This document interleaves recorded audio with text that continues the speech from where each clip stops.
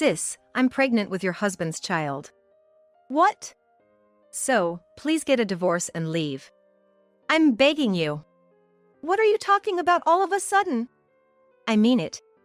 She blurted out something outrageous. I was stunned to learn she was pregnant, but I never expected her to beg for a divorce like this. She's mistaken if she thinks I don't know anything. At this moment, I have an idea. If you want a divorce that badly, I have a condition. A condition? Sure, it can't be anything big, right? Really? I taunt my sister, Amanda. Her competitive nature kicks in, and she shows her confidence. This is exactly what I had planned. There's no way I'm doing that. But Amanda doesn't realize. She doesn't know that this condition will be something she'll have to bear for the rest of her life. I take a deep breath, look her straight in the eye, and say, I'll agree to the divorce, but in return, you'll take care of the 3 daughters I've raised so far. What are you talking about? Why should I? They're your kids, aren't they? Well, technically, they're not related to me by blood. They're adopted. That's not the point. The thing is, these 3 girls are. My husband, Brian, and Amanda had been hiding a truth that I knew all along. What do they think I've been feeling, raising these 3 daughters? Now that it's come to this, I want Amanda to atone for her sins, including all that's happened up to now. My heart is burning with a hatred I've never felt before. Don't talk nonsense. Then, shall I show you some proof? Go ahead and try.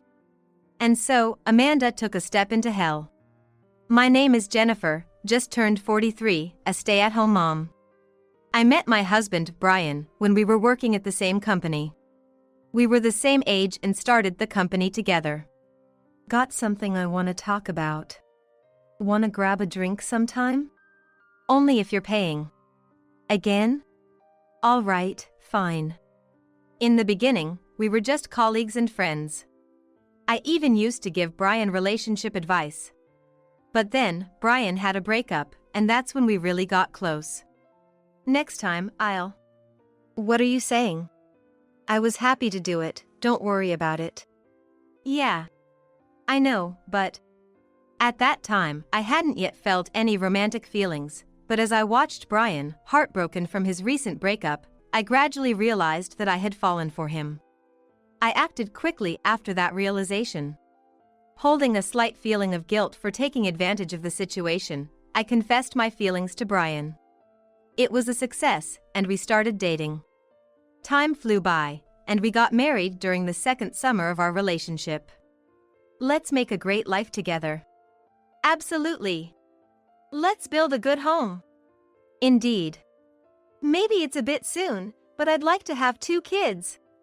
Since our relationship was already well established, there were no major worries about starting our new life together. Yet, I never imagined that my own family would interfere. The cause of the trouble was my sister, Amanda. What? It's not fair. Give it to me. You always get the best stuff. It's not about being fair. I bought this myself. Why don't you buy your own? But I'm your sister. Amanda said, and without permission, took my newly bought cosmetics. Maybe inviting Amanda to our new home was a mistake. Since we were kids, Amanda always wanted everything I had. This didn't change even after we became adults. Wait a minute. Bye, sis. Next time, be careful not to get anything more important stolen. What do you mean? Well, you can figure that out yourself. Even though we were siblings since childhood, all I had ever done was reprimand her. Despite her annoying behavior, Amanda was still my blood-related sister. And that overly lenient thinking would lead to an irretrievable situation. We did it! Yeah. Now that our family is growing, we've got to work even harder. For years into our marriage, Brian and I were excited to be expecting our first child. This joy led me to resign from my job and become a full-time homemaker. However, 6 months later, I faced a heartbreaking situation. I had been suffering from severe abdominal pain since the morning, and it got so bad that I called an ambulance. What do you mean by that? I'm sorry, but you've miscarried. No, this can't be happening. We did everything we could. I was in a state of shock, unable to think clearly. I don't even remember how I got home. I couldn't find the words to tell Brian. I'm home. Ah, welcome back. What's wrong? You look upset. Well. Brian could tell something was wrong from my expression and gently encouraged me to talk. Can you talk about it slowly? Take your time. I broke down in tears, telling him everything that had happened.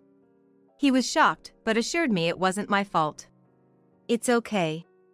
Thank you. Let's just take it easy for now. We tried to conceive again after some time, but without success. Medical checks revealed that I had a condition that made it difficult to get pregnant and increased the risk of miscarriage. I felt like I had fallen into an even deeper pit of despair. And to add to my troubles, a problematic person began to visit frequently. That's too bad, sis. Yes, it is. But don't worry. It's not over yet. I hope you're right. So, I have a favor to ask. My sister, Amanda, had no reservations about asking for favors, even knowing my current situation. Her earlier words of concern seemed empty. Can we talk about the favor you mentioned? Oh yeah. Can you lend me some money? What? I'm in a bit of a bind.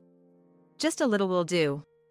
Thinking it was less trouble to just comply, I handed her the last $600 I had in my wallet. Well, that's something. By the way, where's Brian? He went out because he had plans with friends. Okay then. Thanks for this. See you later. Amanda left. And after that, she stopped coming to the house. Peaceful days continued. Then, Brian made a suggestion. I've been thinking, how about we adopt a child? Adopt a child? I was speechless at his sudden idea. We hadn't been able to have a child, but it wasn't impossible yet. Yeah. I think it might be better than banking on the slim chance. Maybe, but... Of course, we don't have to rush. Just think about it. Okay. I was torn. I understood Brian's point, but I couldn't give up on the idea of having our own child. After about a month of thinking, I decided to share my thoughts with Brian when he returned home. About the adoption you mentioned the other day. What about it?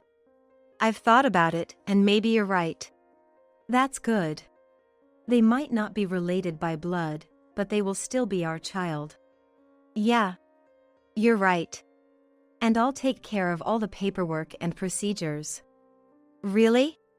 Thank you. Brian's eyes were filled with hope. And so, we welcomed an adopted child into our family. Her name was Lily, just about 2 years old, a very understanding and sweet girl. Around the same time, Amanda started visiting again. It was unclear what she had been doing, but she came to ask for things and money again. So, you adopted a child? Since you can't have kids, it must be a good thing, right? Yeah.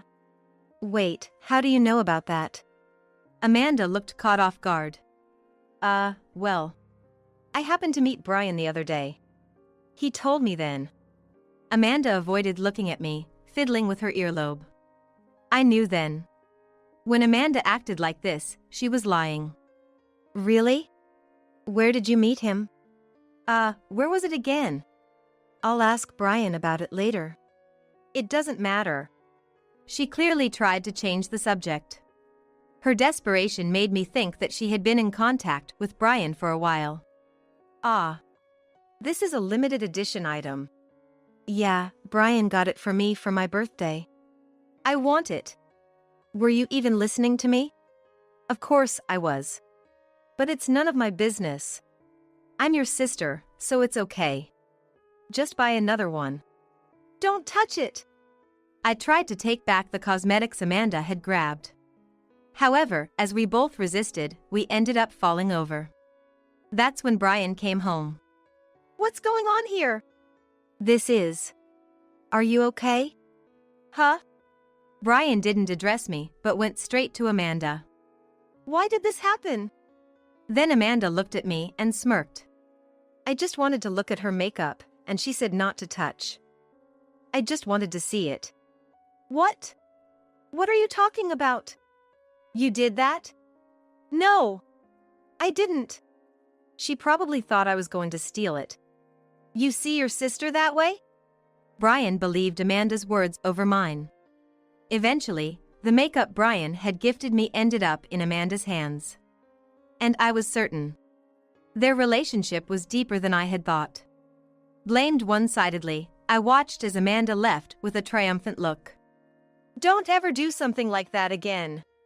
But that was... No excuses. It wasn't like that. Actually, I don't care about that. Huh? Anyway, just get along with your sister. Without allowing any argument, my husband took Amanda's side. And because of a certain incident, I began plotting revenge against both of them. My relationship with my husband deteriorated, spurred on by Amanda.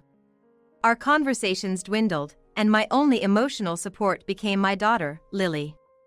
Lily, although young, seemed to sense my distress. She began staying by my side more often, even when there was no particular need. Mom, are you okay? Thank you. I'm fine. I'm glad. But even Lily started to become less talkative. Sometimes she wouldn't even respond when I called her. Then I realized something. Before Lily's change in attitude, Amanda had visited. She might have said something unnecessary to Lily. This suspicion never cleared. Years passed in this manner. I'm home. I arrived to find unfamiliar shoes at the entrance. Small ones, seemingly for a child. But not Lily's. A bad feeling washed over me, and I hurried inside. Welcome back. Who is this child? Oh, our new family member. What are you talking about? I felt a moment of dizziness, my mind going blank. Hey, are you okay? Yes, can you explain this to me? We've adopted another child. Why would you do that without discussing it with me? Hey, don't raise your voice like that. I was overwhelmed with indescribable emotions. I couldn't understand why he would do such a thing. Why? I thought Lily would be lonely being an only child. It seems she's happy about it too. My husband answered with a laugh. Yet, having brought the child home, there was no way to send them back. Thus, a life filled with complex emotions began. That would have been manageable, but 2 years later, when I was 40, something more happened. Returning home after a long time, I found yet another unfamiliar face. Could it be, this child is also? Yeah, you guessed right. That's correct. It was our third child. Just as we were getting used to life with 4 of us, our family grew again. It should have been a happy occasion, but the circumstances leading up to it were far from normal. Moreover, my husband seemed too pleased with himself, thinking he was doing something good. Let's get along well from now on. And so, our life as a family of 5 began. Watching my 3 daughters, they seemed like real sisters, even resembling each other somewhat. Then an incident made me realize this resemblance. Amanda came to visit again. It's been a while, sis. Yes, it has. I was on guard. Her visits usually meant she was here to ask for something. But this time was different. Instead of bothering me, she actively interacted with the daughters. Her usual domineering attitude was gone, replaced by a look of affection in her eyes. Ah, I see. I realized the source of the odd feeling I had when looking at the 3 girls. They resembled Amanda. Their eyes and facial features were strikingly similar. Is something wrong? Just looking at those girls, they seem to resemble Amanda. Looking at them, they seem more like mother and daughter than you do. My husband's face showed surprise at this realization. But then he quickly masked it with a sarcastic remark towards me. Huh? I just thought they looked similar when you mentioned it. Got a problem with that? Not really, but I couldn't get my husband's reaction out of my head. Then, Amanda started coming to our house every week, taking over the care of the girls for me. 3 more years passed, and I turned 43. Amanda would come as usual and chat with the girls. I noticed everyone touches their earlobes a lot. What? Just thought it's a habit you all share. Is it? Isn't that normal? At that moment, a thought crossed my mind. If the children were Amanda's, it wouldn't feel out of place. Days later, I couldn't stop obsessing over this idea, as if cursed. To resolve it, I did something in secret. What are you doing there? Oh, just cleaning. Cleaning there? Yes.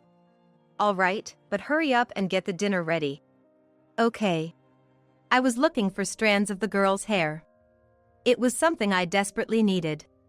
It had to be kept a secret. And I needed something from Amanda too. I had never wished so eagerly for Amanda to come to our house quickly.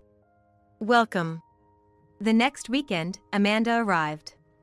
You seem in a good mood, don't you? Do I? I'm just normal. That's how I obtained what I needed from Amanda too. Just when I thought I was ready. I decided to get a sample from my husband as well, just to be sure. I sent everything off to a suitable research agency. It was expensive, but I decided to overlook the cost this time. A month after receiving the results, Amanda came over with an unusual demeanor. She said something shocking. Brian and I are having a child. What? So, please get a divorce and leave. I'm begging you. What are you talking about all of a sudden? I'm serious. I was shocked to learn about the pregnancy, but I never expected her to beg for a divorce like this. She was wrong if she thought I knew nothing. That's when I had an idea. If you want a divorce that badly, I have a condition. A condition?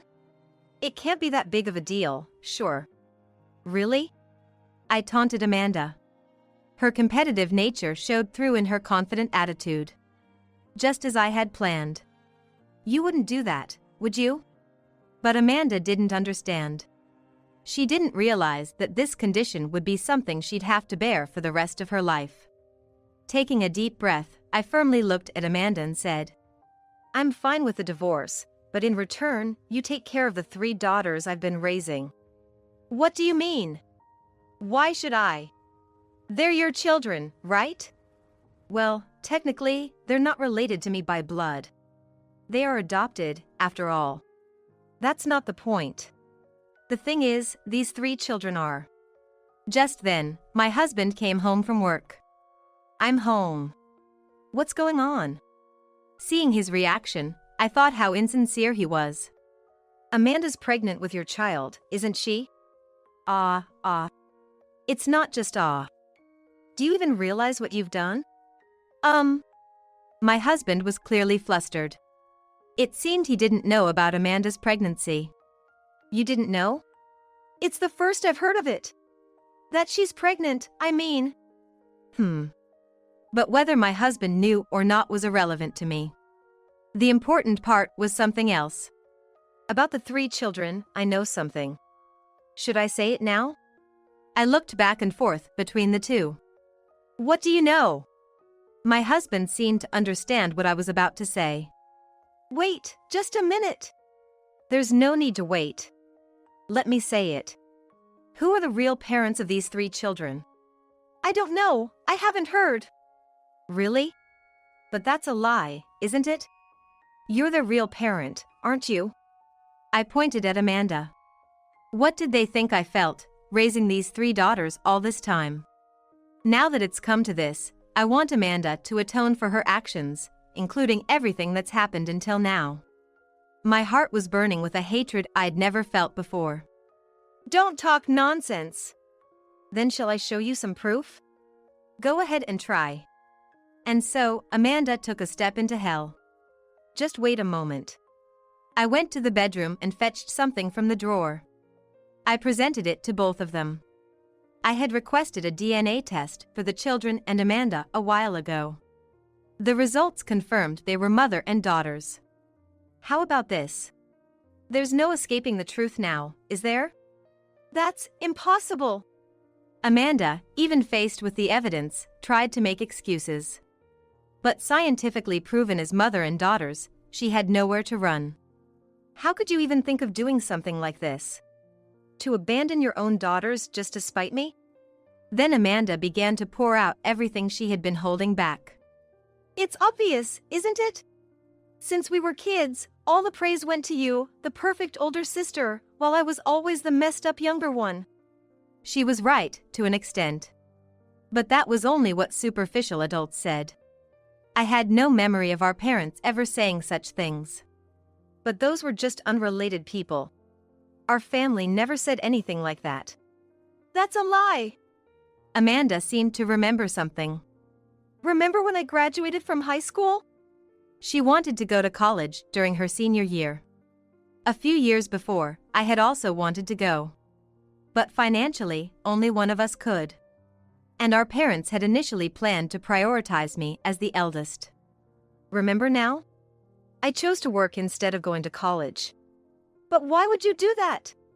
Because I knew you could do it if you tried. You got a bit wayward because of others' influence.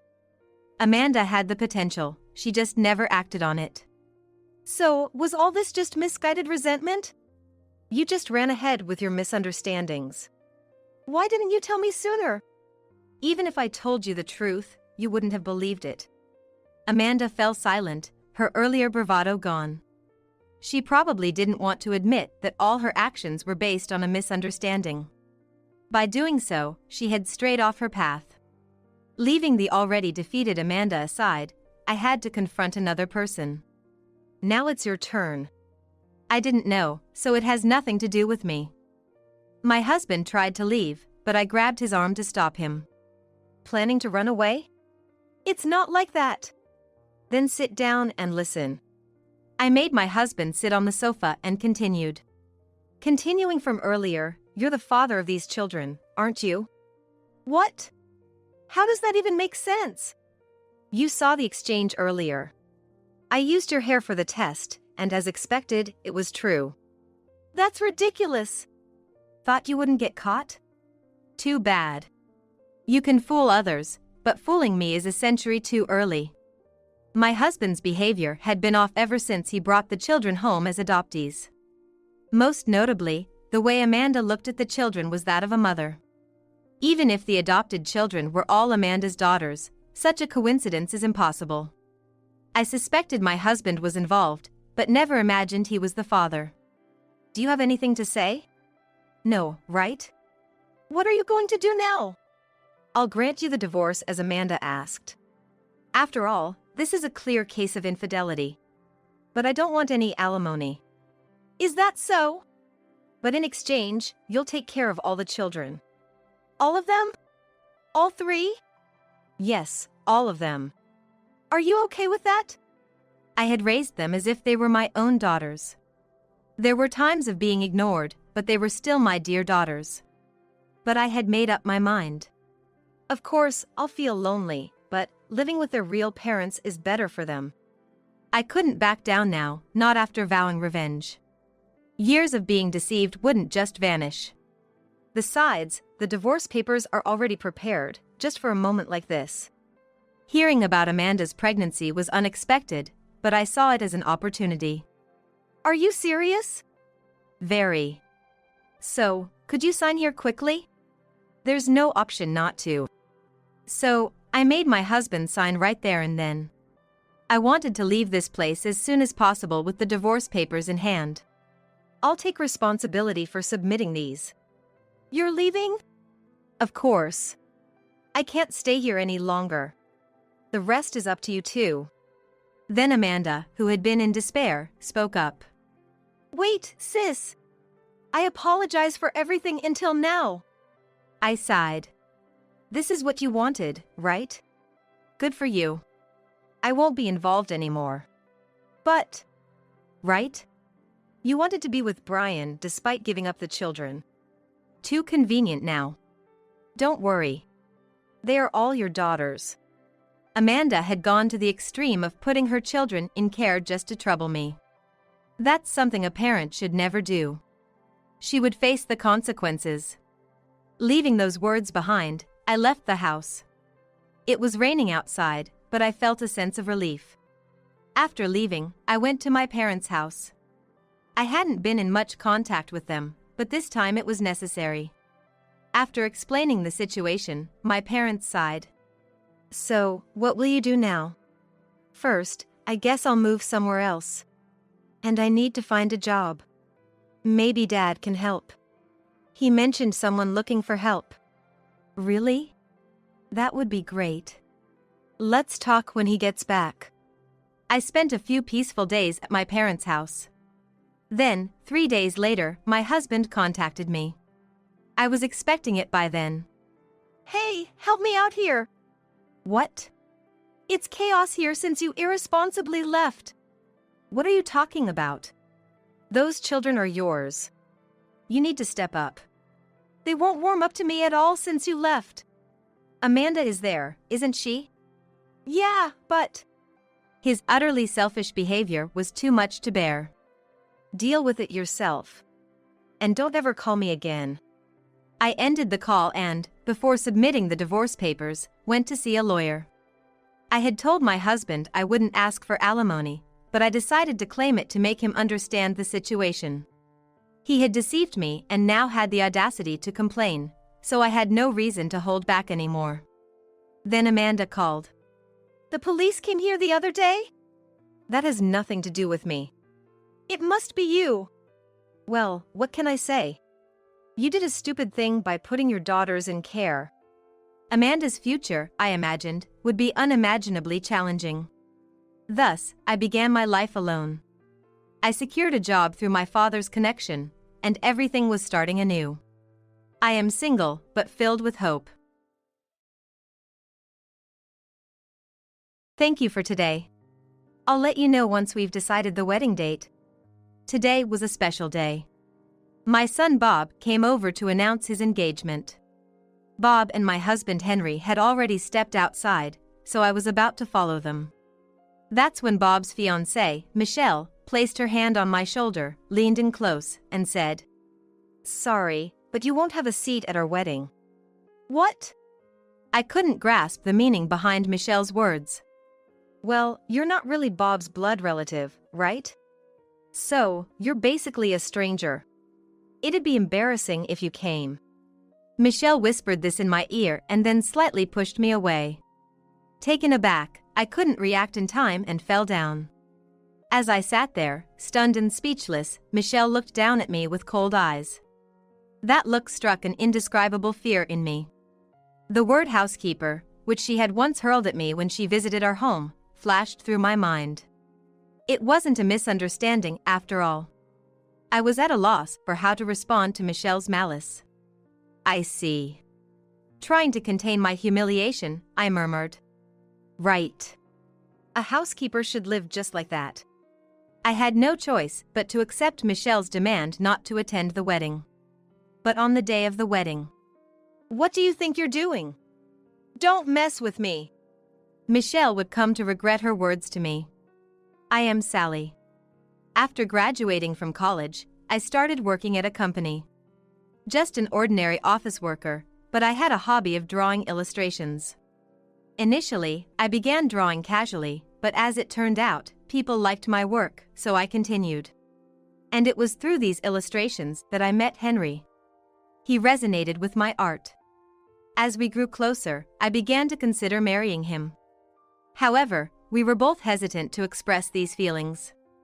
The reason was Henry's past. He was divorced and had a son, Bob, from his previous marriage. That fact puts a brake on our emotions. But Henry opened up to me. He told me about his divorce due to his first wife's infidelity and his intention to raise Bob alone. But then he fell in love with me. After revealing everything, Henry proposed to me. Moved by his sincerity, I accepted his proposal. However, Bob was initially wary of me. I decided to take things slow until he could accept me.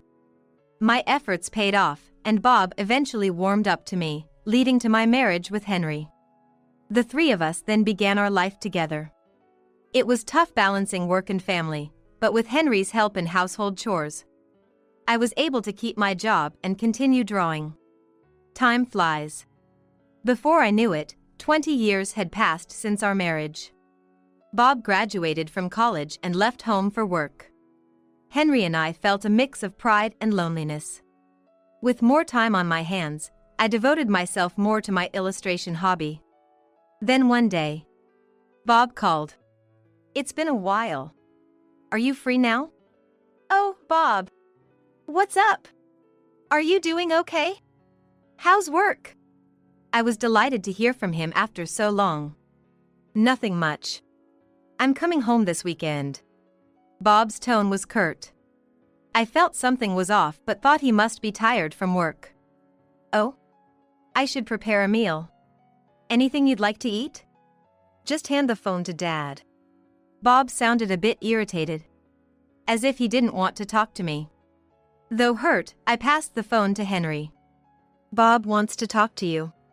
Henry took the call and started chatting with Bob, laughing loudly. Watching them, I felt a sense of alienation. After a short conversation, Henry hung up and turned to me with a smile. "Bob's bringing his girlfriend home." "His girlfriend?" I was surprised and exclaimed loudly. "Yeah. Seems like he's thinking about marriage." Henry continued, looking happy.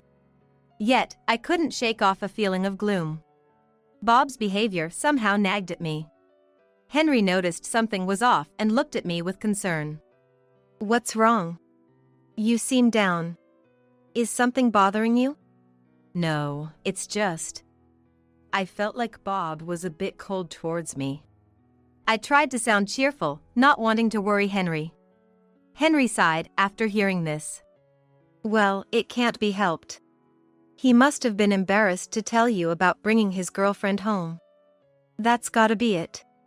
"I hope so."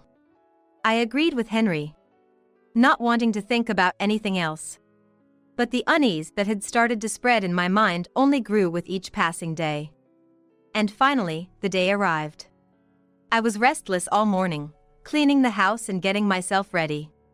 Henry was also unusually unsettled. As we were in this state, the doorbell rang. We hurried to the front door and welcomed Bob and his fiancé inside. Bob had matured quite a bit since I last saw him. But my attention was drawn to the woman standing beside him.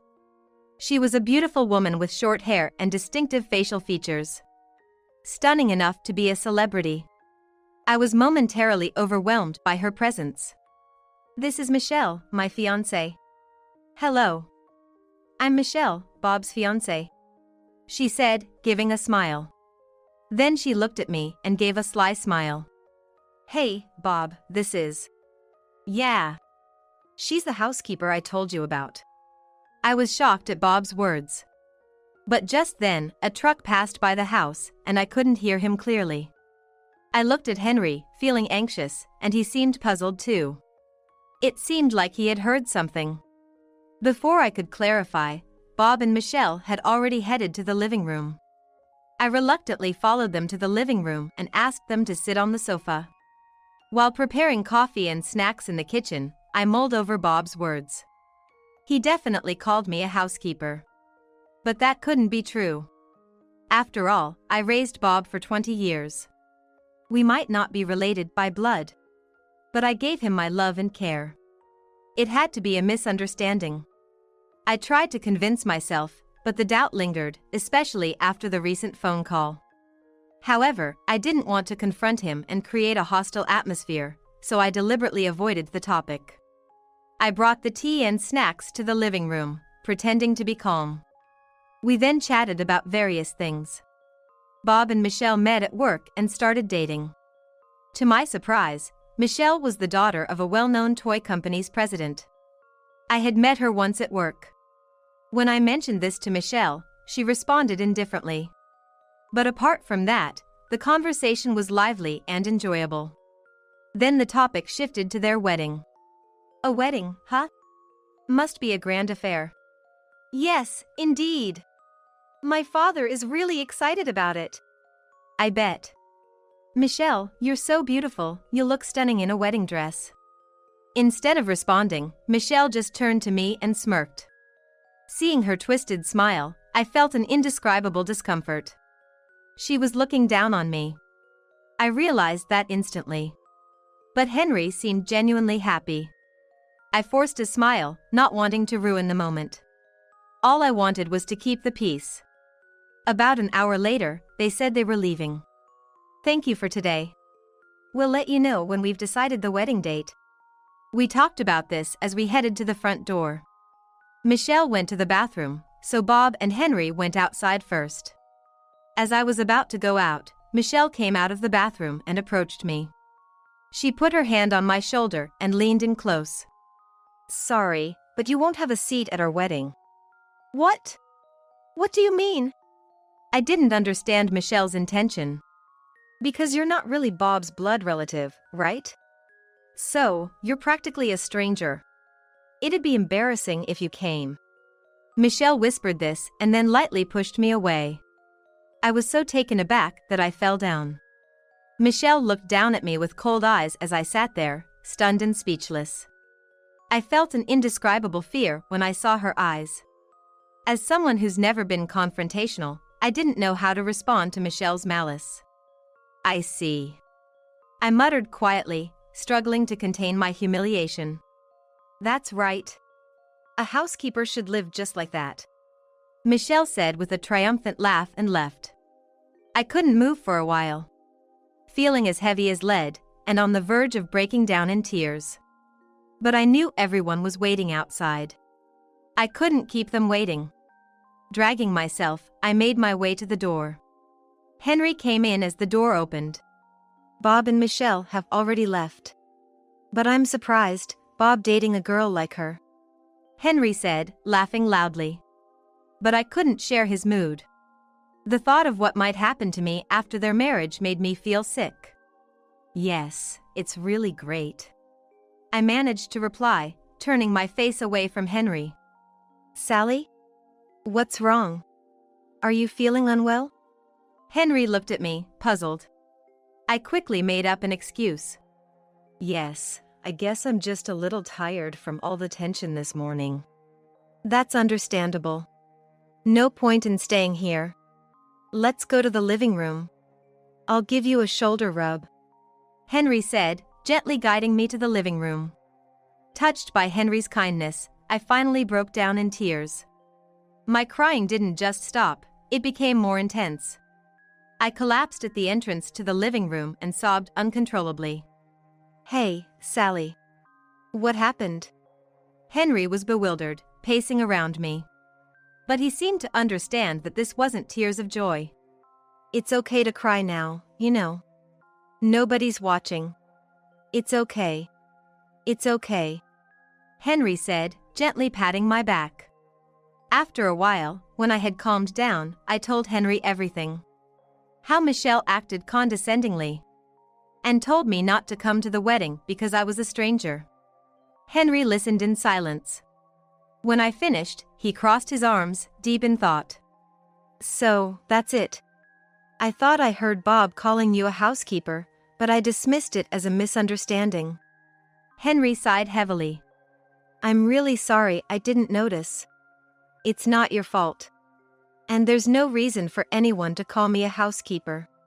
That's what bothers me. Bob wouldn't say something like that. Sally, you've been a great mother to him. Something's definitely off. Thank you. Just hearing you say that means a lot to me. Henry stood by my side. And that alone lightened my heart. Anyway, there's no use thinking about it here. Let's visit Bob on our next day off and ask what he means.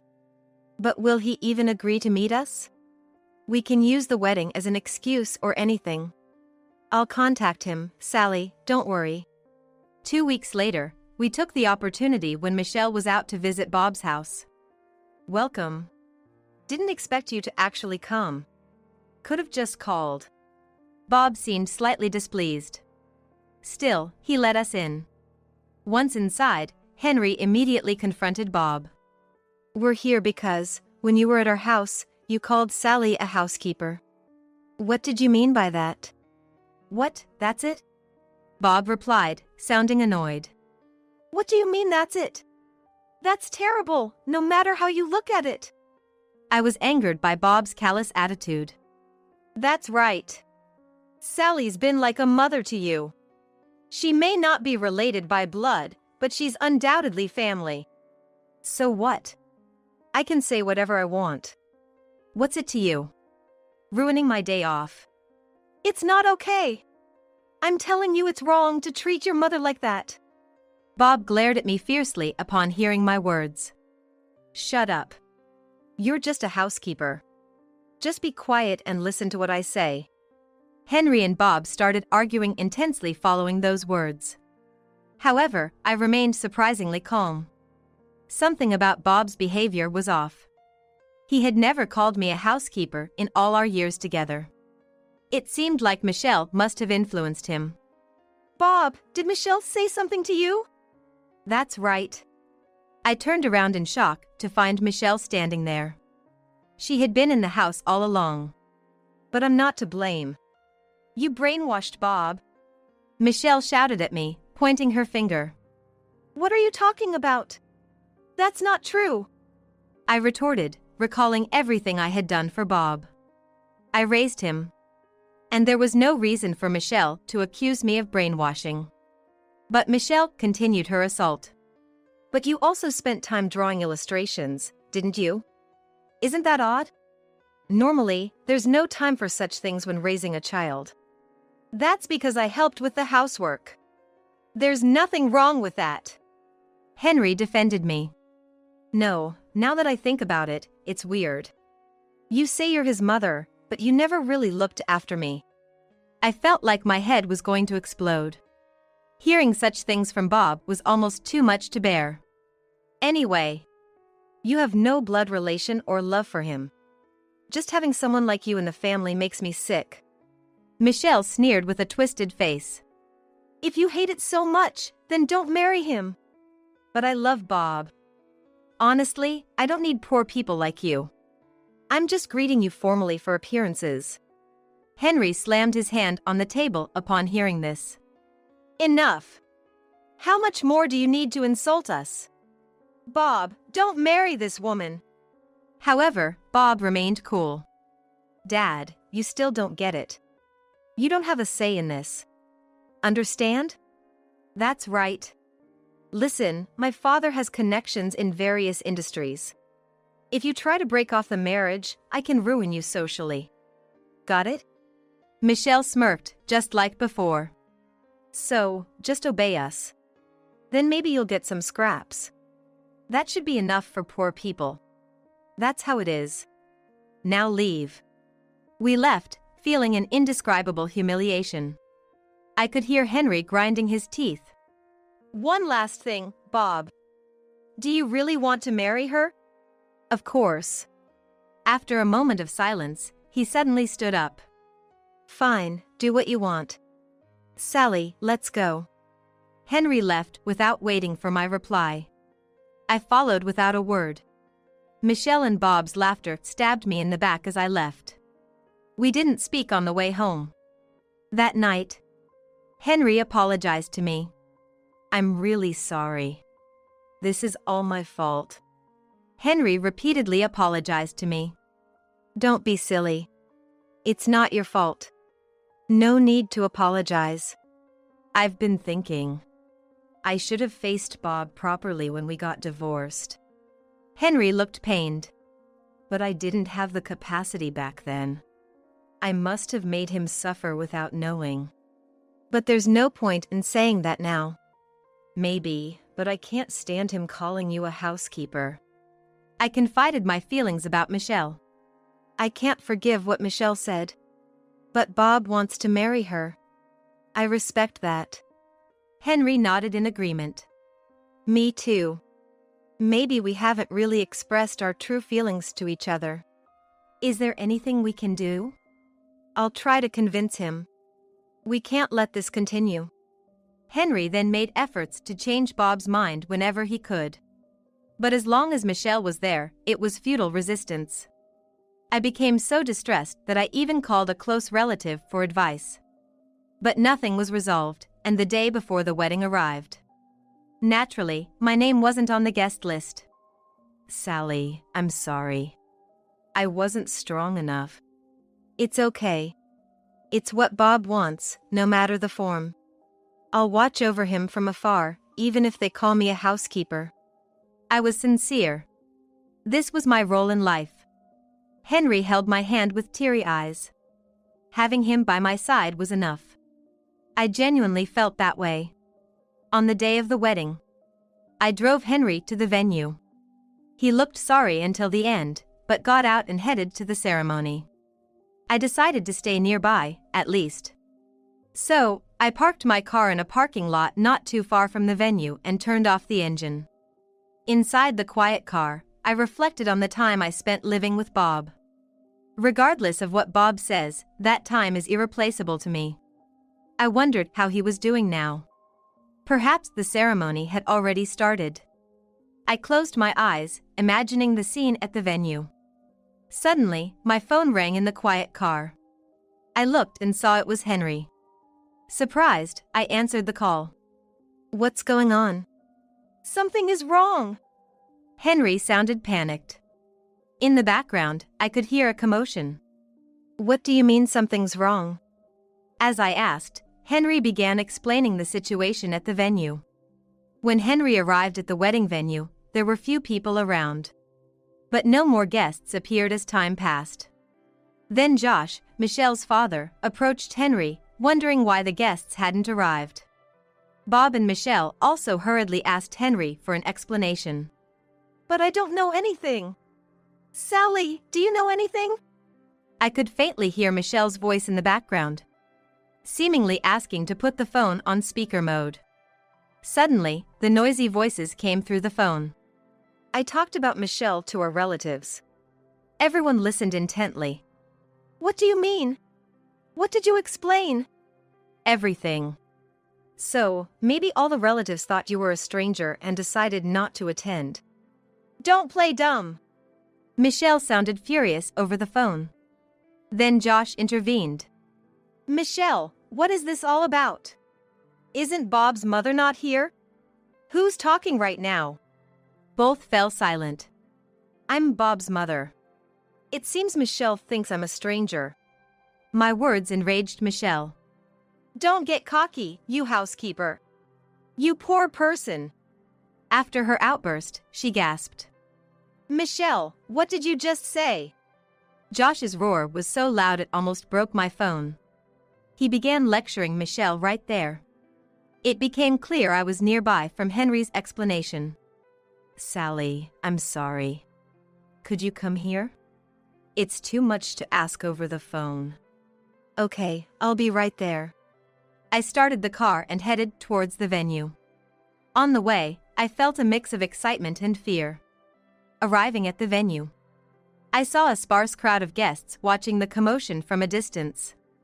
I made my way through to the group. Josh was still angry. Michelle, in a beautiful dress, was crying, while Henry and Bob looked helpless. Josh shook my hand when he noticed me. You must be Sally. I'm Josh. I'm terribly sorry for my daughter's behavior. It's okay. I can't. I wasn't informed about you. I believed everything Michelle said and didn't even greet you. Josh seemed genuinely remorseful. He apologized to both Henry and me. And we accepted his apology. Could we pretend this never happened? Are you suggesting calling off the engagement? Yes. I can't let them continue after such disrespect.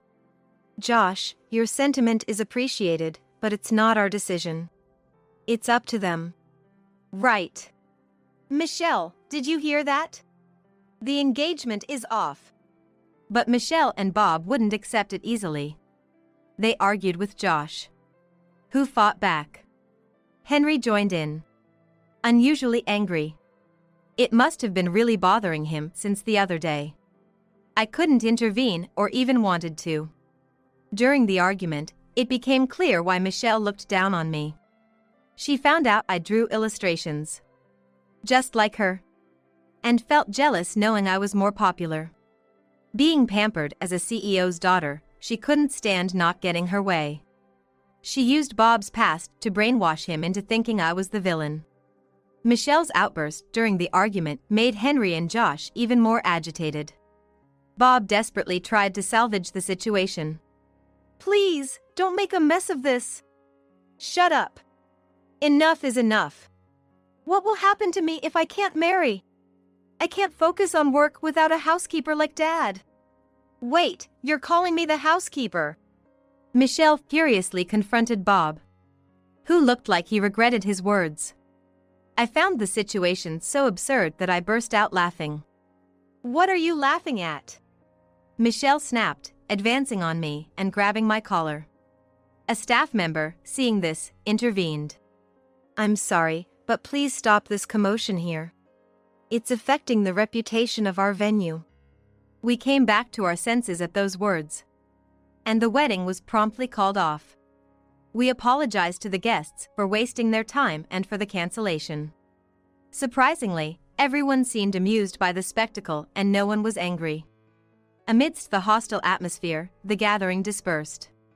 Later, Henry, Josh, and I met again to apologize for our children's misconduct.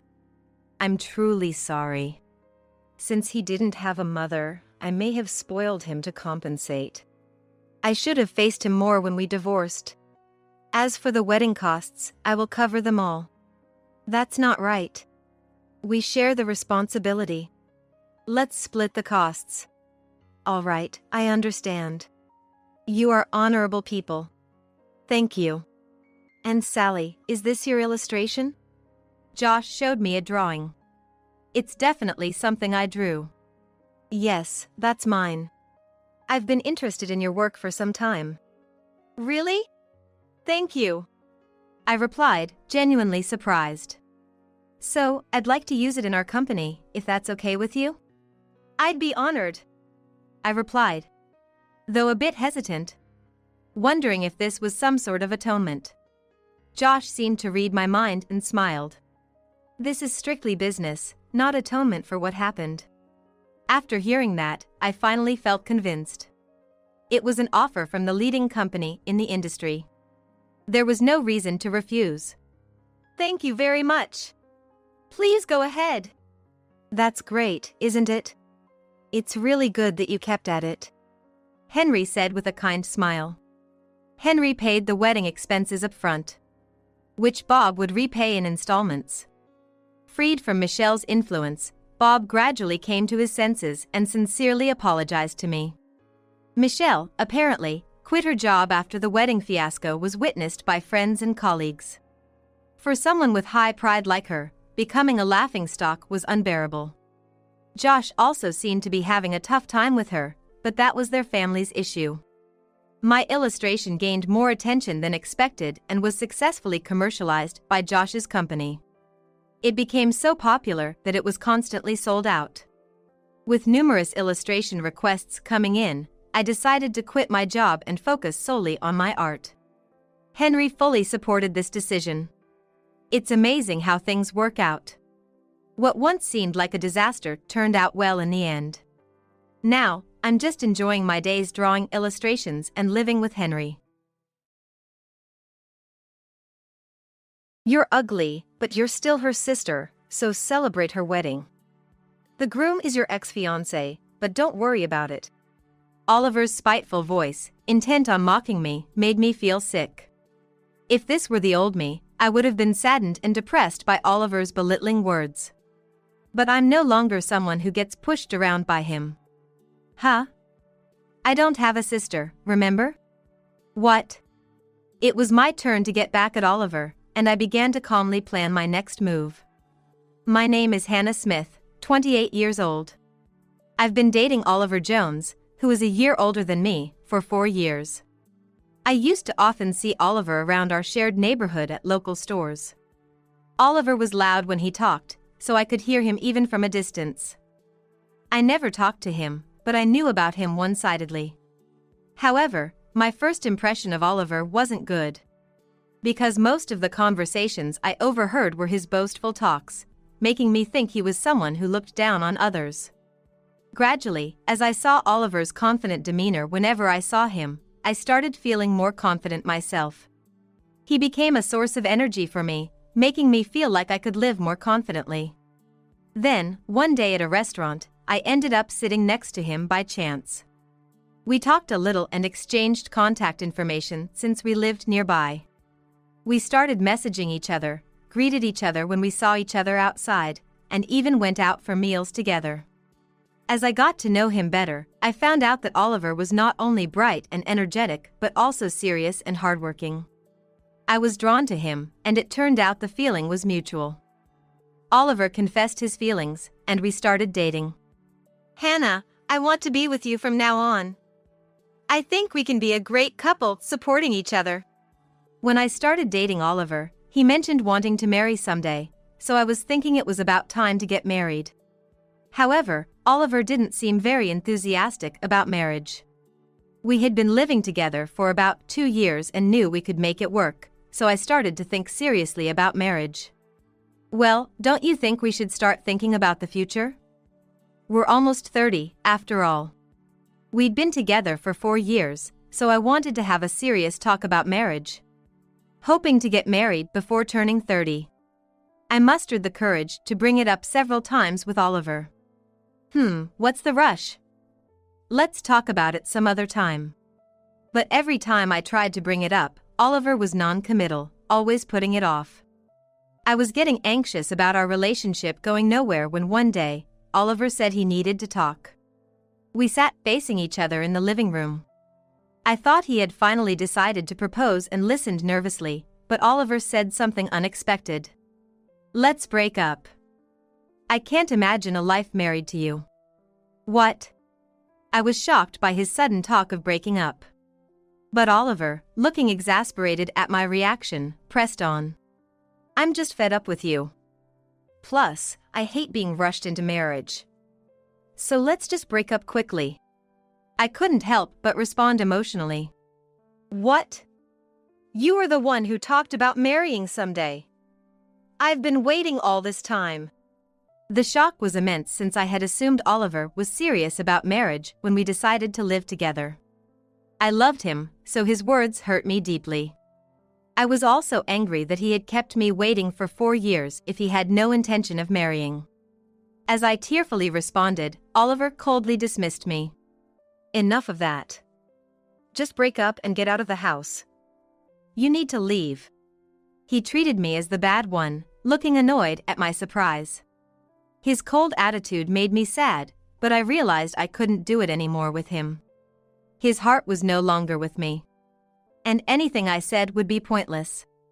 Fine, I understand. I'll move out soon. I managed to calm my feelings and decided to end the relationship. Since tomorrow is a day off, I was planning to prepare for moving out, but then Oliver said something unbelievable. What? You're still planning to stay here? We've broken up. Get out now. I told Oliver that it was impossible to leave today because I needed to prepare, but he wouldn't listen and seemed about to explode in anger. I was furious at how Oliver was being selfish and not considering my situation, but I didn't want to exhaust myself any further. All right, I'll pack my things right now. Seriously, you're such a hassle. You should have said that from the start. Despite the sadness I felt from Oliver's unhidden annoyance, I left the room to quickly pack my belongings. I didn't want to come back to this house ever again, and I knew Oliver wouldn't help me with my things. Fortunately, I didn't have many belongings, so I decided to take only what was absolutely necessary and leave. Thinking about the sudden breakup and what was to come, I felt like crying again but managed to hold back the tears and continued preparing. From another room, I could hear Oliver talking on the phone. His voice was loud. Finally broke up with her. I can't wait to see you. Once she's gone, let's live together. Hearing this conversation, I realized Oliver had been cheating on me, which explained the abrupt breakup. I didn't know how long the affair had been going on, but knowing he cheated and hearing him badmouth me made me even sadder. With just the essentials, I left the house as if escaping. Afterward, I threw myself into work to distract myself from the sadness. I'm not good at handling stress, so I kept busy to avoid dwelling on the past. I chose a new place to live in an area where I was unlikely to run into Oliver, and at first, I was solely focused on getting used to living alone. Although I sometimes cried thinking about the past, I eventually adjusted and settled in. Then, I received a call from Oliver's number. After the breakup, I had deleted all his contact details and changed my own phone number and email. So I was surprised to see a familiar number. I didn't answer the call, wondering how Oliver knew my new contact information.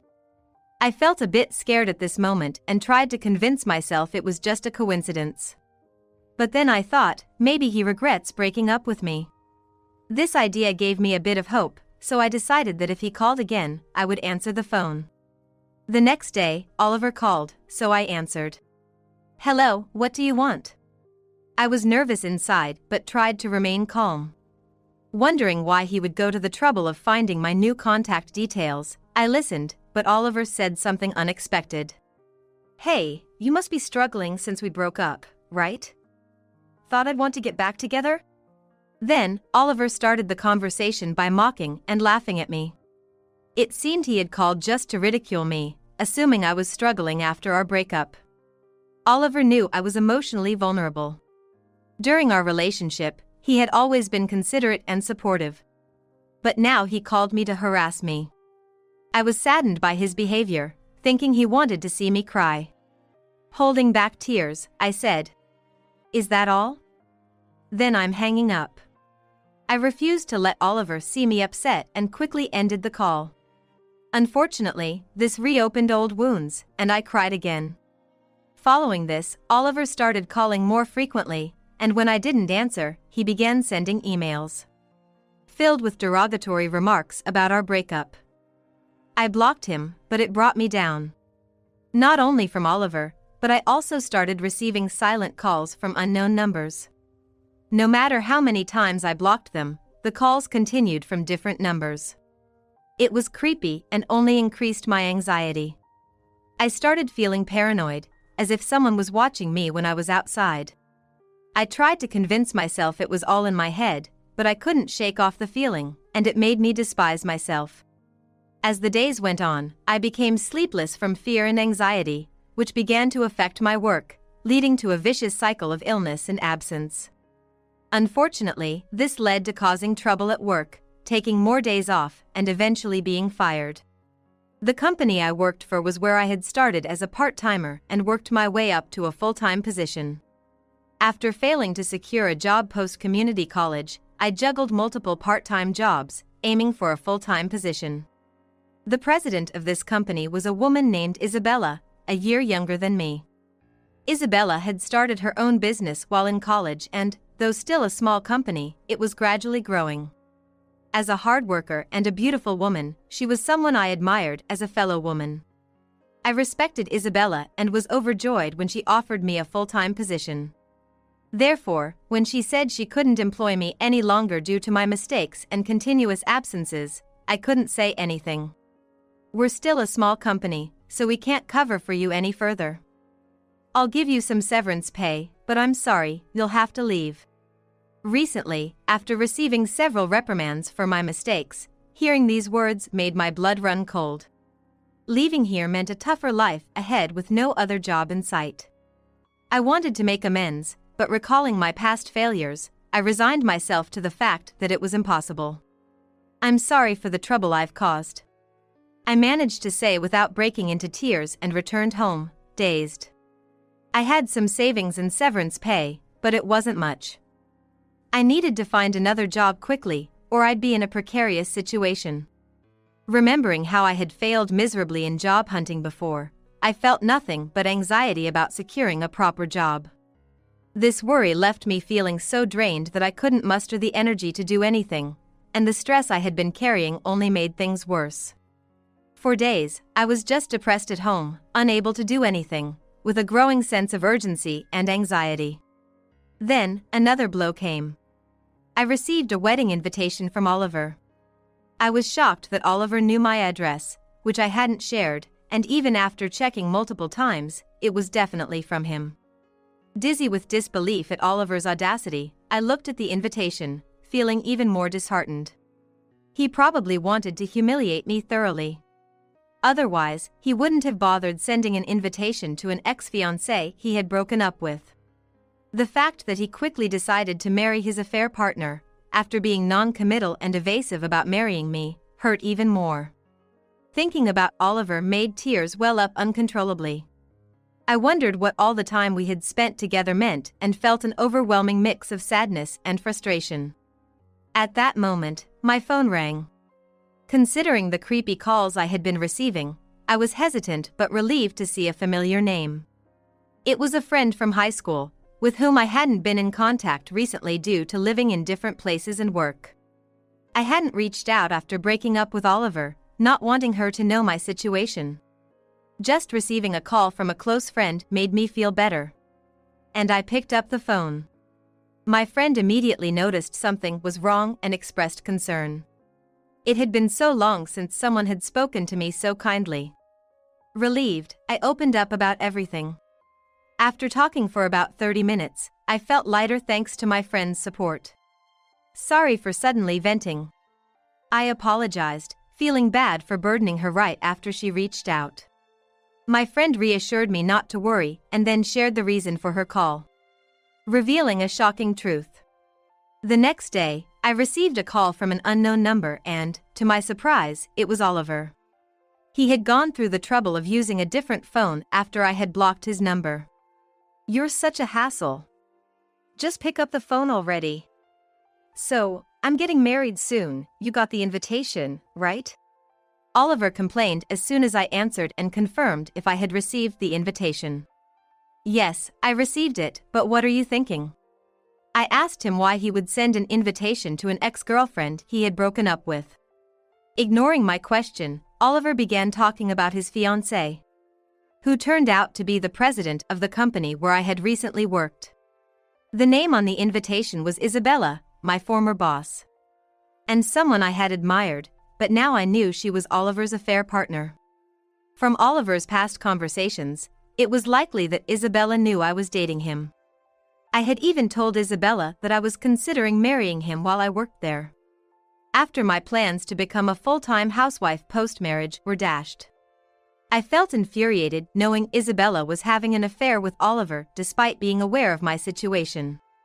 Oblivious to my feelings, Oliver proudly boasted about becoming the vice president after marriage. He even compared me to Isabella, belittling me in the process. His insults about my looks and income fueled my anger more than sadness. I'll show you my big day. You may be ugly, but as a big sister, you should celebrate your sister's wedding. Don't mind that the groom is your ex-fiancé, Oliver said in a mocking tone. His attitude and intentions angered me, but his unexpected words left me perplexed. What? I don't have a sister? What? I'm an only child, so I couldn't understand why he said that. Thinking I was either bluffing or lying, Oliver responded with disbelief. Cut the lies. Just come to the wedding. Without waiting for my response, he selfishly ended the call. His self-centered nature was as evident as ever.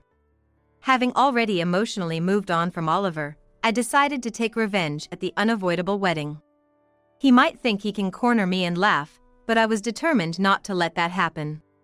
I began preparing for the wedding day.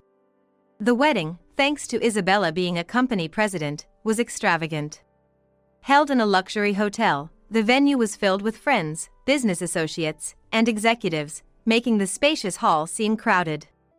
The ceremony had already been conducted privately on another day, and today's gathering seemed primarily for their introduction as a couple. As the newlyweds greeted everyone, a video and photos from their wedding were shown on a screen, and the reception began. The ceremony was splendid, and the food was delicious. Although I planned revenge, I genuinely enjoyed the event. Meanwhile, the bride and groom approached me, smiling. As I opened my mouth to greet them, they started their taunts. Long time no see. Still looking as gloomy as ever.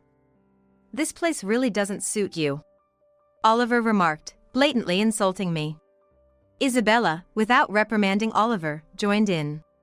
I got married first, sorry about that.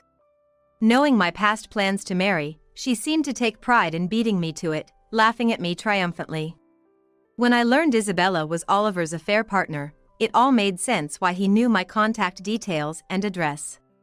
I had updated my information at the company, so she must have told Oliver, who then harassed me with silent calls. All the while, Isabella pretended to be concerned about my well-being, secretly mocking me. Oliver probably thought I still harbored feelings for him, which is why he was so eager to contact and harass me. But I never expected them to show such blatant malice at their wedding. Internally, I smirked, finding their overt hostility made my planned revenge easier. Seeing me silent, they continued to ridicule me. You are a nuisance at work, huh? No one to clean up your messes now, living a life of poverty, right? Oliver scrutinized me as if assessing my worth, taking pleasure in looking down on me. Did you find a job after that? It must be tough with your health issues, Hannah. But we had no choice but to let you go, sorry. Isabella added, clearly pleased that Oliver chose her and that my life was seemingly in shambles. In the past, I might have believed their harsh words, blaming myself and feeling inferior. But now, having gained confidence and moved past my self-doubt, I retorted confidently. Actually, I found a job right away. My work is going well, and my health has improved. There's nothing to worry about. Indeed, my job hunt post-resignation was surprisingly successful, unlike my previous experiences. Perhaps my assertive approach during interviews made the difference, as opposed to my anxious demeanor during student job hunts. Working in a supportive environment with kind colleagues, I no longer suffered health issues and was thriving at work. Their surprised faces at my calm response only boosted my spirit. I continued assertively. I never imagined you two were having an affair, but birds of a feather flock together, I guess. Initially, I was overcome with sadness, but gradually, anger towards Oliver for his infidelity, and towards Isabella for dating him despite knowing about me grew. I had planned to confront them, as I genuinely believed they deserved each other. Realizing Oliver's true nature, I felt fortunate to have parted ways. My confident smile must have thrown them off. What do you mean by being so arrogant? How rude! Surprised that I had actually talked back, both of them frowned, apparently not expecting me to respond in such a manner. Their frustration was palpable, almost reaching a point of aggression. At that moment, someone intervened between us. Calm down. You still lash out when things don't go your way. My friend Hannah stepped in to shield me, intervening in our conversation. I was relieved by her timely intervention, especially given their seemingly violent demeanor. Both Oliver and Isabella were taken aback. Sis? What are you doing here? You're her sister? It seemed that Oliver had indeed misunderstood the situation. Indeed, Hannah and I share the same last and first names, though spelled differently. When I first met someone with the same surname in high school, I was surprised to discover we even shared the same first name. Moreover, we both had lost our parents during our middle school years, so we quickly bonded over our shared anxieties and sorrows. Given our similar circumstances, we encouraged each other to persevere. Being of the same age, Oliver mistakenly thought I was Isabella's sister just by hearing my name. While the two were still in shock, I moved to execute the plan Hannah and I had decided over the phone. I connected my smartphone to the projector prepared for the wedding, and started displaying the evidence of the couple's infidelity and misdeeds on the screen, complete with audio, photos, and videos. The shocking content stirred a buzz throughout the venue. What is this? Harassment at a time like this? They tried to stop it but failed as the attendees, noticing their panic, became even more agitated. Hannah knew about my relationship. I had shared photos and Oliver's name with her, so when her sister mentioned her fiancé, Hannah realized Oliver had been cheating. Hannah knew her sister Isabella had a selfish nature, always wanting what belonged to others. Hannah had worked hard to earn money so that her sister wouldn't have to struggle, but Isabella used it as if it was her due. She had tolerated Isabella's whims, thinking it was bearable since they were sisters, but realizing Isabella was causing trouble for others, Hannah contacted me for confirmation. Hearing my complaints, Hannah decided she couldn't forgive them and suggested revenge. We both agreed and began investigating them, only to discover their cheating was just the tip of the iceberg. They were embezzling company funds. Further investigation revealed they were bad-mouthing me and Hannah. Especially Hannah, who was working right after high school graduation for Isabella's sake. Without Hannah's work, their future living expenses and Isabella's tuition fees would have been uncertain. Yet, Isabella mocked Hannah's efforts. Embarrassing to have a sister with only a high school education working a bottom-tier job. Claiming she's doing it for me, such a nuisance. Shocked by her sister's ingratitude, Hannah resolved not to forgive her. We meticulously gathered evidence to unleash at the wedding. We also discovered they had badmouthed not only us but also their business partners, whose voices were also playing in the background. Their misdemeanors now in the open, the guests looked on with disapproval, and the couple frantically tried to excuse themselves. Stop this now! Ruining my wedding like this, what are you thinking? This is my big day, you should be helping me, not this. They protested, but the guests converged on them, forcing them to face the consequences. The wedding then turned into chaos, far from a celebration. Subsequently, the wedding was cancelled, and everyone left, leaving the distraught couple behind. Due to the presence of many guests, the misdeeds of the two became widely known. This led to business partners severing ties, rapidly deteriorating the company's performance. Who would want to associate with individuals guilty of infidelity, embezzlement, and such distasteful behavior? The loss of business was inevitable. Furthermore, an employee exposed detailed evidence of the embezzlement, leading to their arrest. Though their detention was brief, by the time they were released, their company had already collapsed. For the two who loved bragging about their income and titles, and enjoyed spending money, the outcome must be tough. They no longer have any allies, having ridiculed others for so long. They had to pay a hefty cancellation fee for the wedding that was halted midway and are now living in poverty. As for me, I'm currently sharing a room with Hannah and living a happy life. Hannah was worried about how depressed I became after breaking up with Oliver and losing my job. She suggested we live together so she could help me immediately if something happened. Thanks to her, I didn't become pessimistic, and now Hannah and I live together as if we are real sisters, peacefully and amicably. I cherish these tranquil days that I haven't experienced since losing my parents. It's just for the family. Leave the gift and go. What?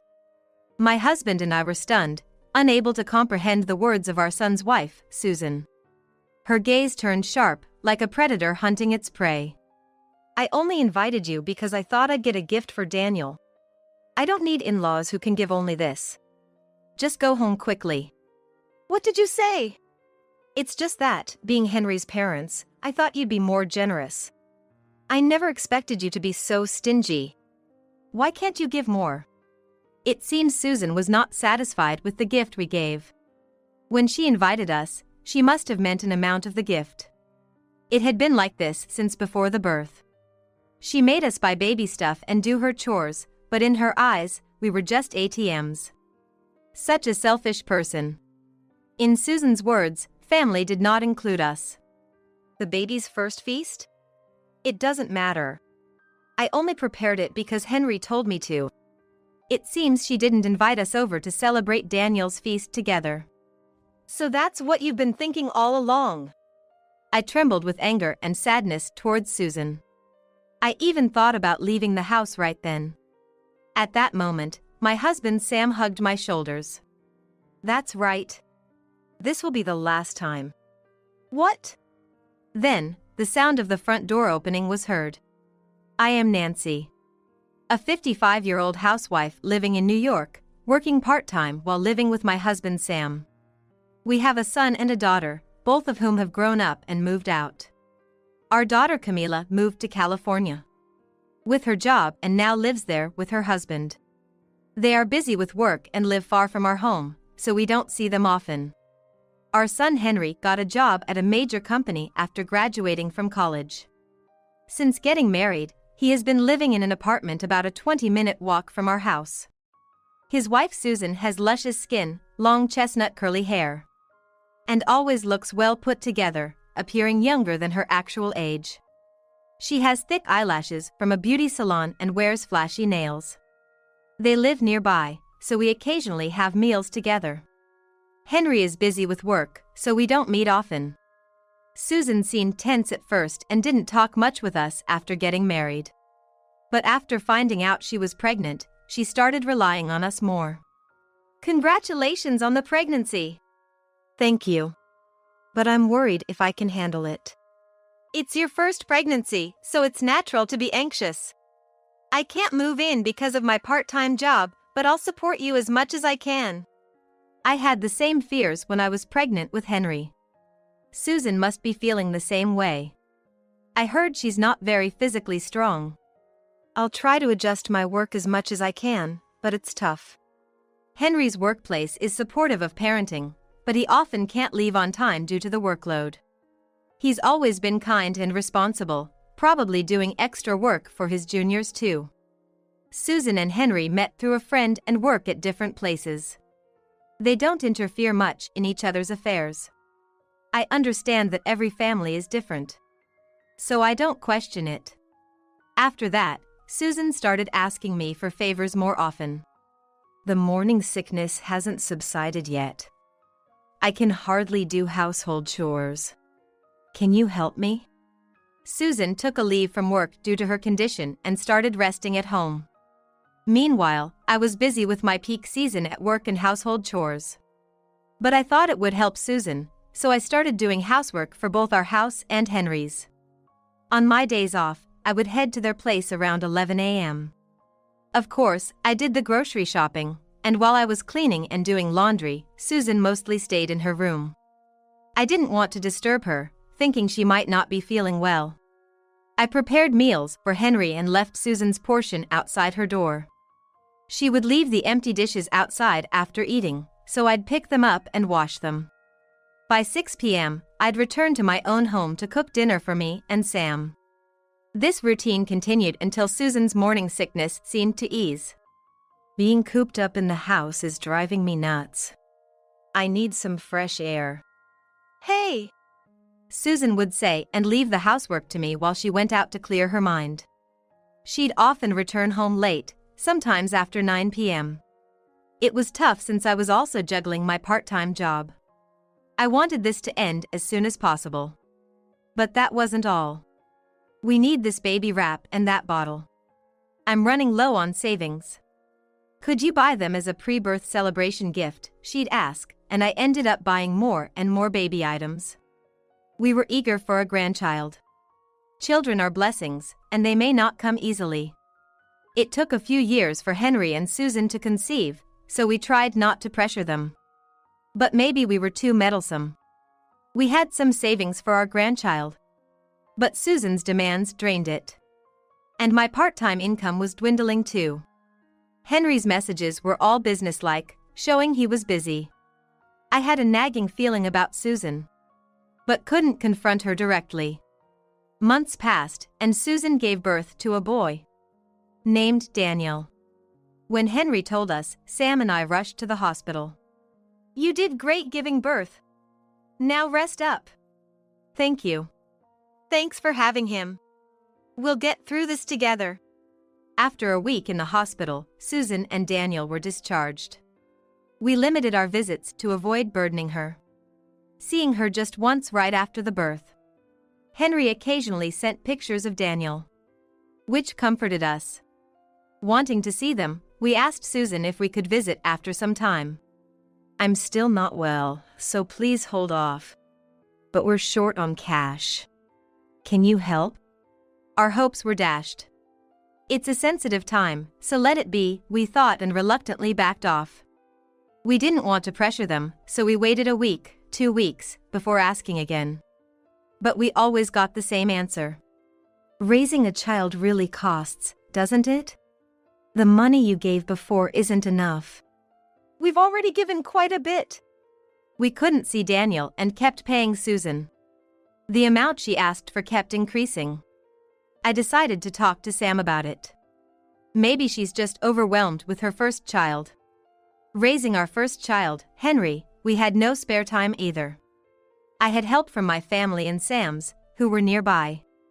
Susan's family lived far, in another state.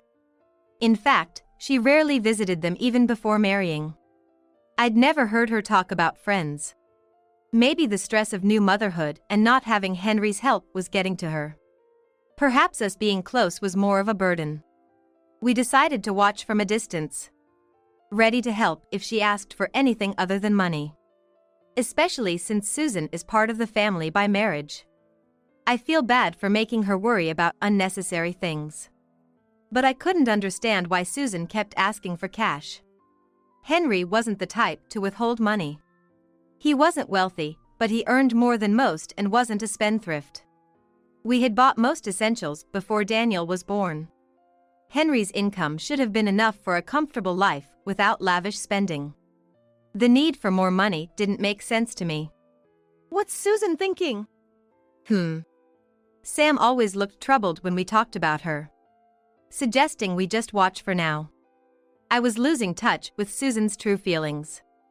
Before her pregnancy, we were distant, but she became more dependent afterward.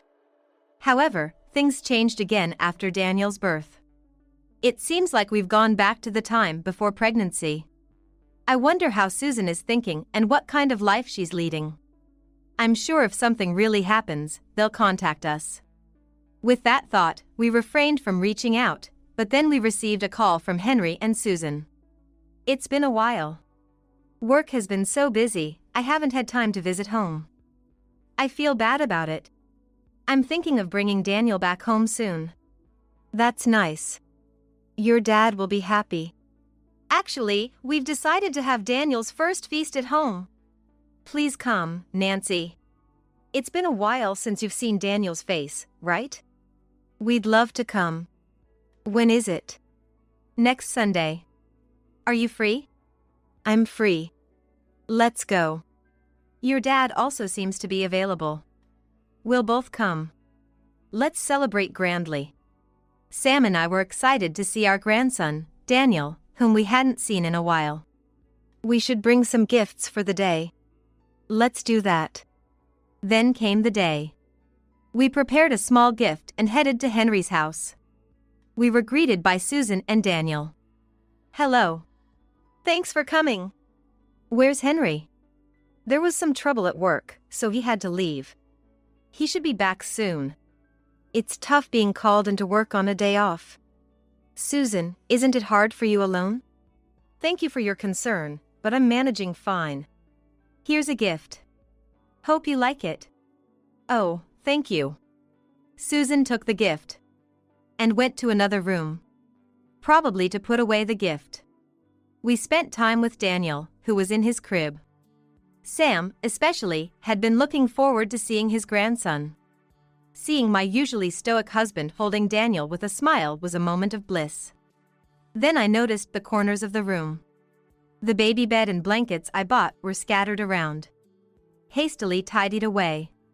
The house didn't seem well cleaned. Except for what I bought, there wasn't much else. As I held Daniel, Susan started laying out the feast on the table. But it seemed a bit too mature for Daniel. You've made such a grand feast. Good job. I noticed only 2 sets of dishes on the table. I didn't realize. Let me help set up. Where are the dishes? It's just for the family. Leave the gift and go. What? We were stunned, unable to comprehend Susan's words. Why do you think I invited you? I didn't want to see your faces. It's a hassle. Susan's gaze turned sharp, like a predator. I called you because I thought I could get a gift for Daniel. I don't need in-laws who only give such small things. Please leave. How dare you? I married Henry thinking you were wealthy. I never thought you'd be so stingy. Why don't you give more? Susan had moved to check the gift. It seemed she wasn't satisfied with what we gave. When she invited us, saying let's celebrate grandly, she was referring to the amount of money. Such selfishness. We weren't included in her idea of family. The first feast itself doesn't matter. I prepared it reluctantly because Henry told me to. It wasn't about wanting to celebrate with us. Not only that, but the lavish spread wasn't even her doing. Everything was either store-bought or made by a housekeeper. I've come to learn that Susan never really did any housework herself. Looking back, even during her pregnancy, Susan only ever treated us like a wallet or a substitute housekeeper. She probably saw us as nothing more than a convenient ATM. So that was your thinking all along? I trembled with anger and sadness towards Susan. The thought of leaving the house right then crossed my mind. At that moment, my husband Sam embraced my shoulders. This is the last time, after all. What? Just then, the sound of the front door opening could be heard. It must be the two of them arriving. Long time no see, Susan, said our daughter Camila, who entered with Henry. Susan seemed surprised by Camila's sudden appearance. Congratulations on your childbirth, Susan. I really wanted to celebrate together, so I convinced my brother to let me join. Oh, here's a gift for you. Camila smiled innocently. Her childlike grin overwhelmed even Susan. Camila has always been bold and outspoken. Despite being flustered, Susan accepted the gift from Camila. Please use this for Daniel's sake, not for a nightclub or something. What do you mean? Susan's face turned pale. Camila showed her smartphone screen, opening a certain social media account. It was a photo of Susan at a nightclub. This is Susan's social media account. Everything is clear from this. We borrowed Camila's phone and scrolled through social media. The account, undoubtedly Susan's, was filled with photos, including her being embraced by men and lying on the floor, seemingly drunk. Were you keeping up appearances just to be liked by men? No, that's not. Susan, usually unflappable even when asking for money, began to show signs of panic. It's great to care about your appearance. But from an outsider's view, it's hard to believe you're raising a less than 1-year-old child. Did you really take care of Daniel? From diaper changes to breastfeeding, did you do it all? Checking the dates, it was clear Susan had been at the nightclub, even when she had left housework to me during her pregnancy. Her trips outside, supposedly for relaxation, were actually to meet men. Susan, speaking rapidly, kept denying. This must be some mistake. Maybe someone who looks like me? Don't get it wrong, Camila. I was pregnant, so there's no way I was in places where alcohol is served, right? Photos on the SNS with her full name, distinctive chestnut hair, and nails. The same ones she had on now. Photos of her leaning on men with a glass in hand. Despite undeniable evidence, Susan kept shaking her head in denial. You wrote about your mom, your brother, and Daniel. After all this, claiming it's someone else won't work. That's... Apparently, Susan had been taking money from us during her pregnancy and spent the saved living expenses on men. After childbirth, she left Daniel with a babysitter to go to nightclubs. Various posts on social media mocked us and revealed her struggles to pay for men. Henry stood there in shock, unable to accept reality. No wonder, considering the situation. In fact, I had known about this for a few days. It came up when I was on the phone with Camila, who lives far away. I'm happy to hear your voice. You should come home and relax sometime. My work's been hectic too. My husband just got promoted, so we're a bit busy.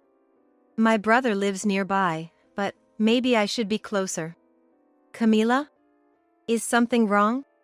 Camila's voice, usually bright and clear, sounded a bit dim. Something was bothering her, I could tell. Yeah. It's not about me. It's okay. If you don't want to talk about it, I won't force you. But I'm here for any advice. Actually, Camila hesitantly began talking about social media. I'm not familiar with social media, so I hadn't seen the actual screen. But hearing about it was enough to get the gist. Apparently, the information had reached Camila as well, after I had discussed it with Sam. Camila felt something was off and looked it up online. With the account registered under Susan's full name, the information quickly caught Camila's eye. The shocking content made her hesitate to tell us. Sam is not very talkative. But whenever Susan's topic came up, he seemed troubled. Probably imagining various possibilities after hearing my side. When I asked Sam there, he admitted he had been looking into it too.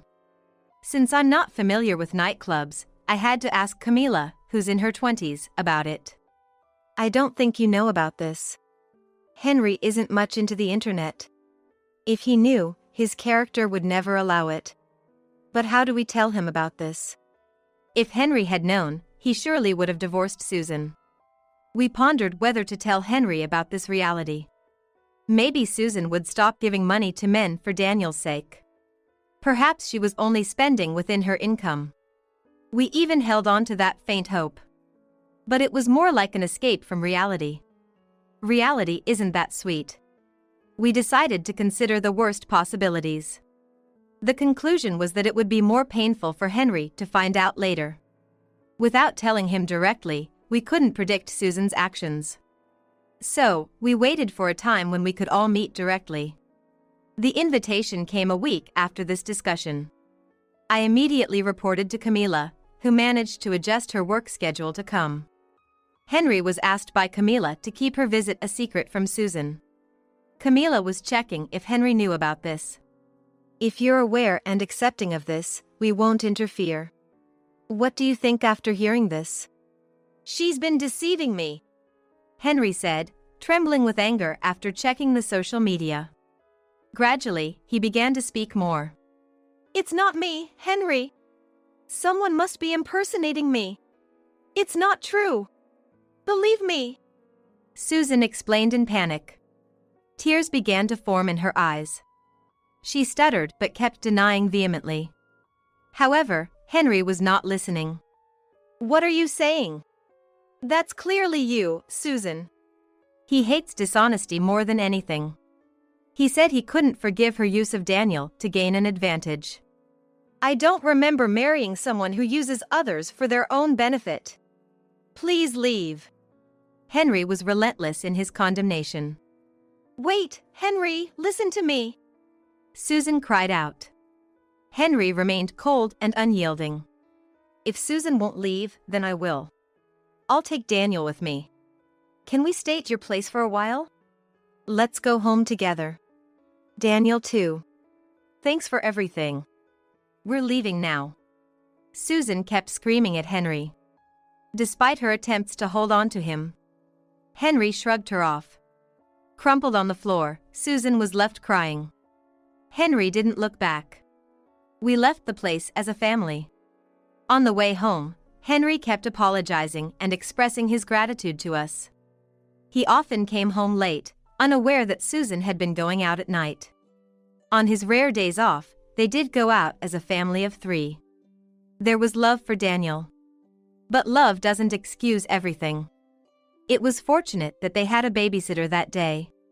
Otherwise, Daniel might have been left alone as he grew older. The thought of babysitting money going to the nightclub was chilling. I can't forgive this. There's no excuse. If she doesn't agree to divorce, I'll take it to mediation. I'll claim alimony, considering what she's taken from us. I'll contribute to my parents' home too.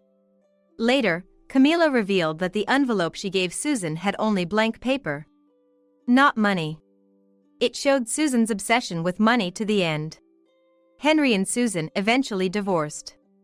Susan resisted until the end, leading to a mediation. She was deemed the at-fault party. With her failure to properly care for Daniel acknowledged, Henry gained custody. Susan was ordered to pay alimony and child support. Years after the divorce, these payments are still ongoing. Given Susan's lifestyle, it's clear her finances are strained due to the alimony, as Henry says. Yet, she hasn't stopped visiting nightclubs. Henry and Daniel returned to live with us, and Camila moved nearby. The incident made her realize it's safer to be close to home.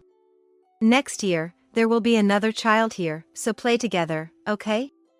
Okay. On the balcony, Daniel and Camila play together happily. Watching them with Sam is my greatest joy now. I want to keep looking at this scenery forever. I look forward to next spring. Imagining the warmth of the sun on my grandchildren, including Camila's unborn child. My name is Ashley. I've got a husband who's 2 years older than me and a daughter in elementary school. We're both working, and I'm a hotshot designer at a certain apparel company. Then, one day, I got a call at work. My parents were in an accident. I was completely stunned. Turns out, my parents passed away in an accident while on a trip. They were close and used to go on trips about once a month. That day, they were apparently driving to a tourist spot when they plummeted off a cliff. Found by a passerby, but by then, it was too late. My mind went blank, but I left work early and decided to call my husband first. Hey. I've got something important to tell you. What? I'm busy, you know? He sounded pretty irritated over the phone. Still, I took a deep breath and continued. The thing is, my dad and mom have passed away. Really? Is that true? Yeah. It seems like they had an accident on their trip. Both were gone by the time they were found. Talking about my parents made me cry uncontrollably. I ended up sobbing over the phone. What a pain. Stop crying. Can't you be a little more sympathetic? My parents are gone. I'm on a business trip right now. Don't call me with such nonsense. That's a horrible thing to say. You're talking about my parents. Sure, I owe them for some stuff, but to me, they're just strangers. And there's no point in fussing over the dead. There might be a wake and a funeral coming up, but I can't attend. Not even for family? Like I said, they're strangers to me. I'm not free enough to take off work for someone else's family. Don't call me anymore. And with that, he just hung up. I can't believe he turned into such a cruel person. Something inside me broke at that moment. At the start of our marriage, he always put me first and seemed to care a lot about me. He was overjoyed and cried when he found out I was pregnant, and he was very considerate during my pregnancy. We were happy even after our daughter was born, but about a year ago, he started acting distant. He began to stay away from home and grew colder towards me. It's not that he disliked me, he just seemed to lose interest. He used to notice even the slightest changes in me, but now, he doesn't care even if I drastically change my hair. No matter how hard I try to dress up and catch his attention, he just mocks me. Come on, what's with that outfit at your age? You're not young anymore, stop wearing floral skirts. It's just shabby. That's harsh. You used to compliment me. Haven't you gained weight since we got married? Guess having a kid really strips away a woman's femininity. This is like fraud. He kept mocking my appearance like this. His words hurt me deeply. Our daughter seemed to notice that we weren't doing well. She always looked worried whenever he said mean things to me. As I was lost in thought in the living room, my mother-in-law, who we live with, came over. Actually, we built our own house and started living with my in-laws when our daughter started elementary school. Seeing me cry, my mother-in-law looked annoyed.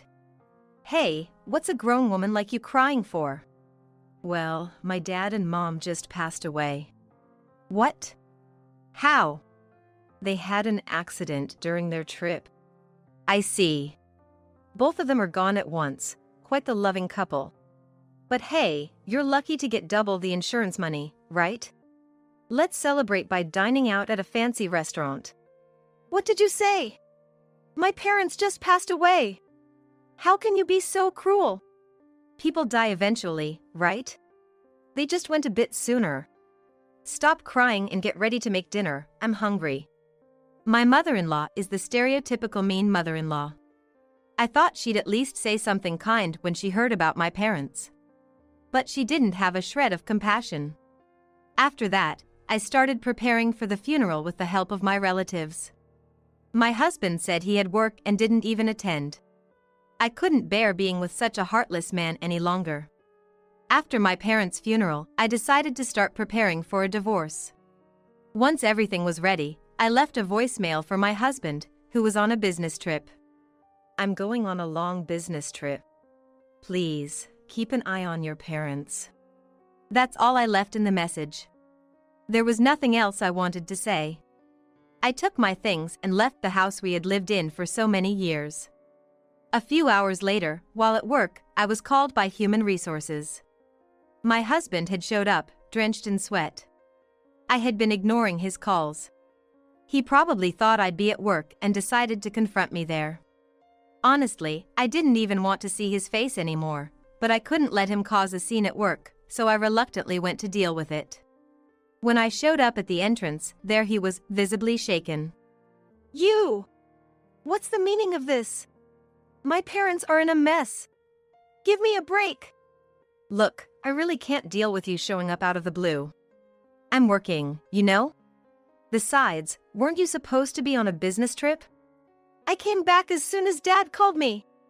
After you left, they've been struggling to even eat. Dad said to come back. And what happened to Mom and Dad anyway? Mom's hospitalized, Dad's bedridden. All your stuff is gone." Completely confused, my husband needed an explanation. "Your mom's diabetes got worse and she had to be hospitalized urgently. You knew she had diabetes, right?" "I knew, but it wasn't anything serious, right? She always seemed fine at home." "She may have looked fine, but her condition was serious. She collapsed with a severe headache. After some tests, they decided she needed to be hospitalized. She wasn't taking her medication and was skipping doctor's appointments. Her condition must have worsened." "And why is Dad bedridden? He wasn't sick or anything, and he seemed fine." "He threw out his back while trying to get Mom to the hospital. He's always had a weak back. And lifting Mom, who's nearly 220 pounds, didn't help." "What?" My husband was pale and speechless. Mom-in-law had been diabetic for about 2 years. She always loved greasy food and high-calorie snacks, snacking whenever she had time. I tried to make low-calorie meals for her, but she found them annoying. "What's this? This meatball hardly tastes like meat." "I thought of adding soy pulp to the meatballs, considering your health. Soy pulp can make you feel full too." "I can't eat this. I don't want such poor meals. I won't eat this."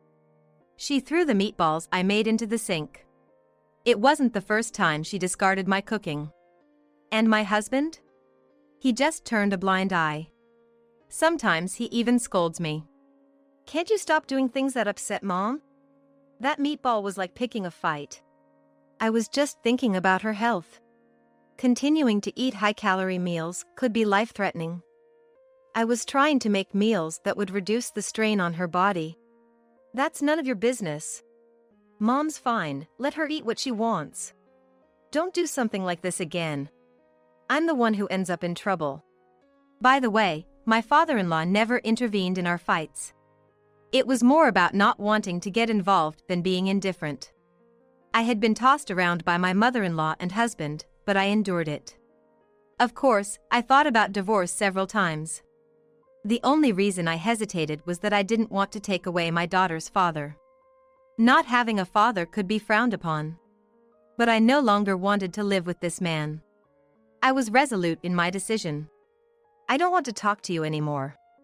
Can you leave so you don't cause a scene at work?" "No way. I'm not satisfied with this. We need to talk properly." "Fine. Let's go somewhere else then." It was lunchtime. So we decided to go to a nearby cafe. As soon as we entered, my husband asked me seriously, "So, what are you planning to do about my parents? Obviously, you're quitting your job to take care of them, right?" "What? Why should I, practically a stranger, take care of them? They're your parents, you should handle it." "Stranger? They're my parents. Sure, we're not blood related, but we're still family. No, we're going to be strangers soon, so it's none of my business. Why should I take care of your parents after we're divorced? Strangers? What are you talking about? He seemed oblivious to an important detail. Huh? Didn't you see the lawyer's business card for divorce I left in the living room? Divorce? He had been so preoccupied with his parents' situation that he hadn't paid much attention to the house. He was so shocked that he stood up. Please sit down. You're drawing attention. Are you serious about this divorce? Dead serious. Do I look like someone who jokes about these things? I thought you were just going on a long business trip. The long business trip was a lie. I'm actually transferring to another branch in a different state. Though, the move is a bit later. What? I didn't know about this. When I mentioned the possible divorce to my company, they offered me a transfer. Of course, I won't tell you which state it is. What? Are you really serious about this divorce? He looked at me incredulously. He probably never expected things to have progressed this far without his knowledge. Divorce is going to be hard on our daughter. Have you ever considered her? Are you in any position to say that? After all the times you betrayed us? What do you mean? I haven't betrayed you. I've been working hard for you guys. Don't you even appreciate that? Appreciate?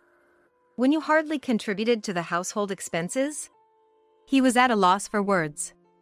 He had started contributing less to the household expenses about 2 years ago, citing a decrease in salary. What used to be a shared responsibility increasingly became mine alone. There were times when he didn't contribute a single cent. Luckily, I have a decent job and earn a good salary. It is even more than him.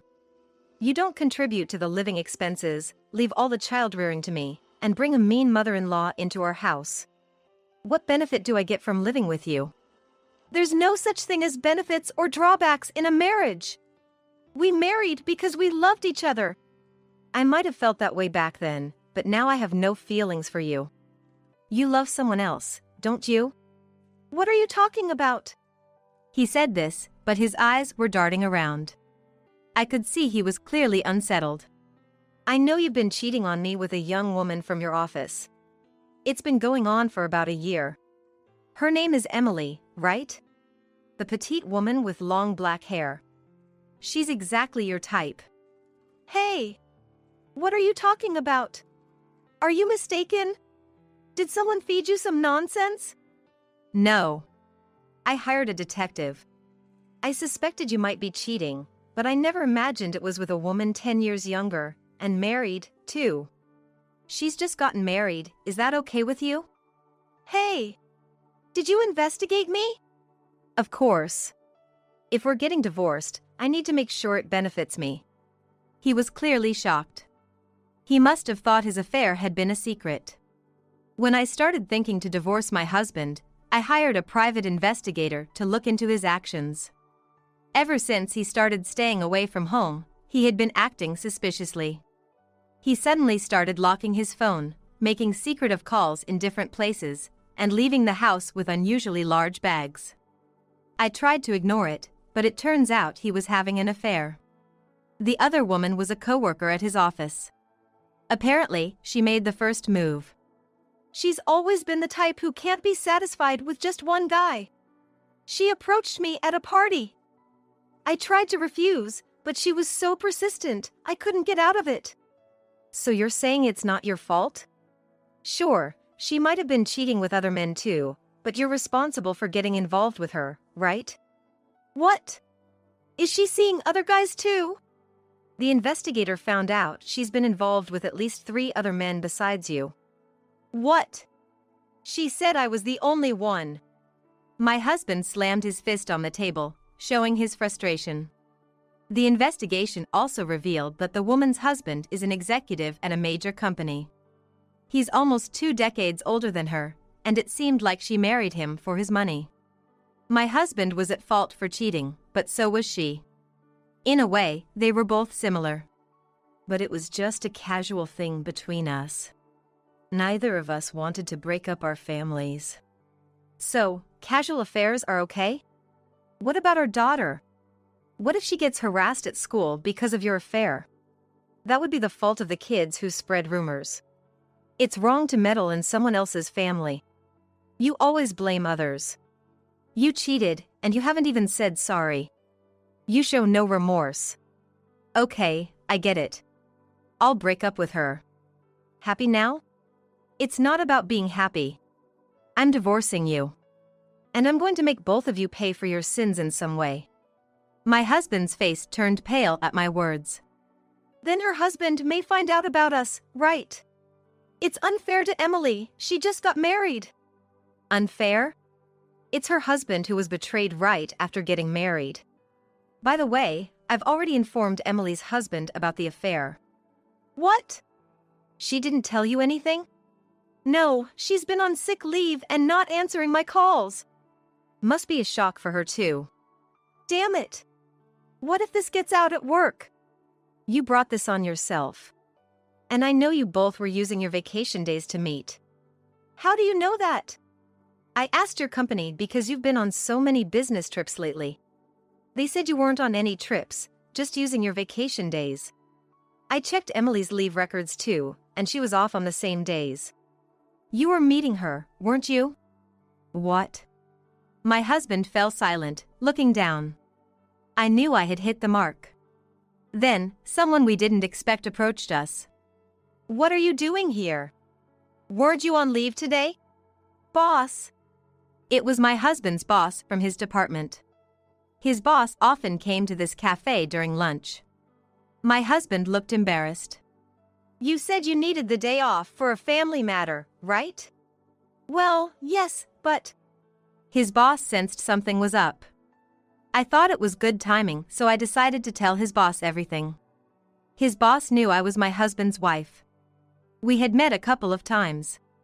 Actually, this guy has been having an affair with a young woman at work. Her name is Emily. What? Is that true? His boss shouted loudly enough for others to hear. Please lower your voice. Everyone's looking. Well, I'm shocked to hear one of my employees is having an affair. And he's been using his vacation days to meet her. What the heck are you doing at a time when we're so busy? Look. I was planning to break it off with her. Could you keep this quiet from the others? What are you saying? Of course, I'll report this. You're in sales, right? Sales is all about trust. Who wants to buy from someone who betrays his own family? Don't think you'll stay in your current department. Wait. I don't know anything but sales, and if I get transferred, my salary will. Your problems aren't my concern. Apologize to your wife first. You've hurt her because of your actions. Of course, I understand I did something wrong, but that's got nothing to do with my job. It does matter. I no longer want anything to do with someone who can betray their family so easily. I'm removing you from the upcoming project team. It seemed my husband had been appointed the leader of an important project. Success in this project would have almost certainly guaranteed a promotion. He had been putting a lot of effort into preparing for it for a long time. That's unfair. You said I was the right person for the project. Now that I know your true character, I've lost the desire to entrust it to you. Luckily, we have plenty of capable employees. I'll assign someone else as the leader. I'll report this to the higher-ups now. With that, his boss left the cafe. His boss was supposed to take his lunch break, but he went back to the office to report about my husband. After watching his boss leave, my husband slumped in defeat. It's over. Everything was going so well. How did it come to this? His voice trembled, on the verge of tears. Well, I'll leave the rest to my lawyer. From now on, let's communicate through our attorneys. I left the lawyer's business card on the living room table, so call them if you need anything. You're really serious about the divorce? My husband asked with tears in his eyes. I wondered what he was talking about. I nodded firmly. Isn't that what I'm saying? I can't bear to live with a betrayer any longer. Not to mention, I can't stand living with your mother anymore. You always turned a blind eye when she mistreated me. I told you countless times I wanted to stop living together, but you never listened. You always said it was all in my head, even though you saw it happening. I never realized you were that troubled by my mom. I'll pay more attention from now on. It's too late for that. You're going to have a hard time taking care of them now, with the hospital bills and caregiving. How are you going to manage? Caregiving is impossible. I'm working. How am I supposed to take care of Dad? Maybe it's time to change your job. You're going to have a hard time at your current company anyway. Don't say it's that easy. Please, I'm sorry about the affair. Come back to me. It's impossible. I've already arranged my transfer at work, and I'm preparing to move my daughter to another school. No. I don't want a divorce. Then, he started crying loudly in the cafe. It was like a child denied a toy.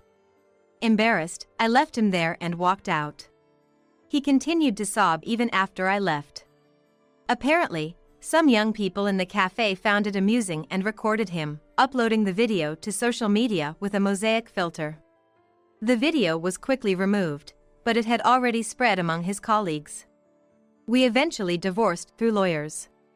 I ensured he paid child support for our daughter. I decided to have my lawyer monitor his payments to make sure he doesn't fall behind on payments. His mistress divorced her husband too. Both he and his mistress quit their jobs, unable to face their colleagues, and briefly dated.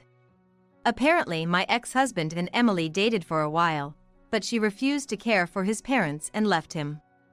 Being young, she probably moved on to another man. My ex-husband now cares for his father at home, struggling to make ends meet with part-time jobs. As for me, I've thrown myself into my new role at work. There, I've been managing important projects and even received a modest raise. My daughter adjusted well to her new school, quickly making friends. I became a single but have no regrets. I believe my parents are watching over me.